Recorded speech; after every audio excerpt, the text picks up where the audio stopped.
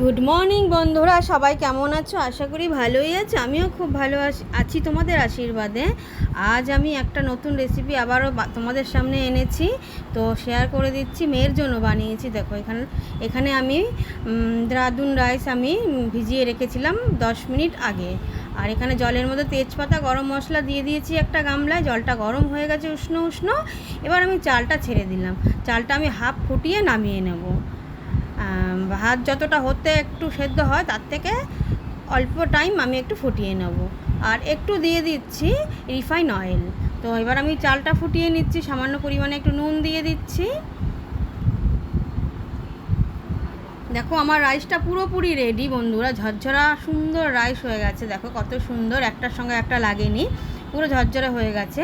এটা টিপস হচ্ছে একটু তেল দিয়ে দিতে হয়, তবেই এরকম ঝরঝরা হয়। আর ভাত করার 10 মিনিট আগে নামিয়ে নিতে হয়, তাহলে একটু চাল চাল থাকলে খেতে ভালো হয়, একটার সঙ্গে একটা লাগে না।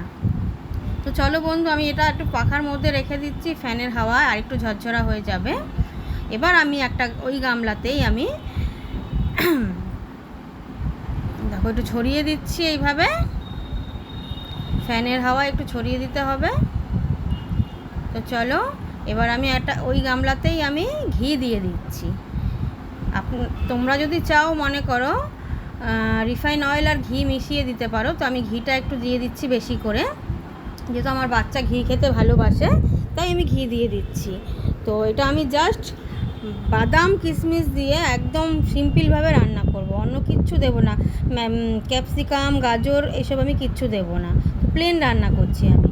তো আমি ঘিটা দেখো গরম হয়ে গেছে বন্ধুরা। এবার আমি এর মধ্যে একটু আদা কুচি দিয়ে দিলাম। আদা কুচিটা একটু লাল লাল হয়ে আসলে আমি বাদাম আর কিশমিশটা ছেড়ে দেবো। এটাও আমি একটু লাল লাল করে ভেজে নেব ভালো করে। কাজু কিশমিশটা যাতে কাঁচা গন্ধটা না থাকে, বেশ ভালোই লাগে, ফ্লেভারটা খুব সুন্দর হয়, গন্ধটা দারুণ লাগে। এবার আমি এর মধ্যে রাইস দিয়ে দেবো।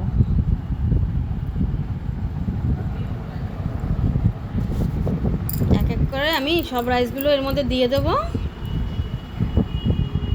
বন্ধুরা বাড়িতে কিন্তু ট্রাই করে দেখবেন, বাচ্চাদের কিন্তু খুব প্রিয় এই রেসিপিটা, বড়দেরও খুবই ভালো লাগে। এর সঙ্গে যদি একটু কষা চিকেন বা চিলি চিকেন, আমি যেহেতু আলুর দম রান্না করেছি এর সাথে, নিরামিষ আলুর দম, ভালোই লাগে খেতে বেশ গরম গরম। তো এটা এবার আমি ভালো করে মিশিয়ে নিচ্ছি চালের সাথে। কাজু কিশমিশ সব টোটাল আমি ভালো করে মিশিয়ে নিলাম। এরপর আমি এর মধ্যে দিয়ে দেব পরিমাণ মতো চিনি। যে যতটা মিষ্টি খাবেন সেই হিসেবে মিষ্টিটা দেবেন। তো আমরা খুব একটা মিষ্টি খাওয়া পছন্দ করি না বন্ধুরা, তো জাস্ট অল্প চিনি আমি দিচ্ছি এখানে। তো চিনিটা আমি দিয়ে দিচ্ছি। এবার আমি এর মধ্যে সামান্য পরিমাণে ওই বড় চামচের হাফ চা চামচের মতো আমি গোটা গরম মশলার গুঁড়ো দিয়ে দিলাম। এর মধ্যে এলাচ, দারচিনি, লবঙ্গ টোটালটাই আছে, বড় এলাচ ছোটো এলাচ সব আছে। আর সামান্য পরিমাণে অল্প একটু নুন দিয়ে দিলাম স্বাদ ব্যালেন্সের জন্য। তো এবার টোটালটা ভালো করে মিশিয়ে নেব। আমি আরও 5-7 মিনিটের মতো রান্নাটা করে নেব। মিডিয়াম আঁচ রাখতে হবে বন্ধুরা, কেন হাই আঁচ দিলে নিচটা লেগে যেতে পারে। তো মিডিয়াম আঁচ দিয়ে আস্তে আস্তে করে নাড়তে হবে। আর নামানোর আগে আমি আবার একটু ঘি ওপর থেকে ছড়িয়ে দিলাম, যাতে গন্ধটা খুব সুন্দর হয় আর বাচ্চারা হাসতে হাসতে খেয়ে নেয় বন্ধুরা।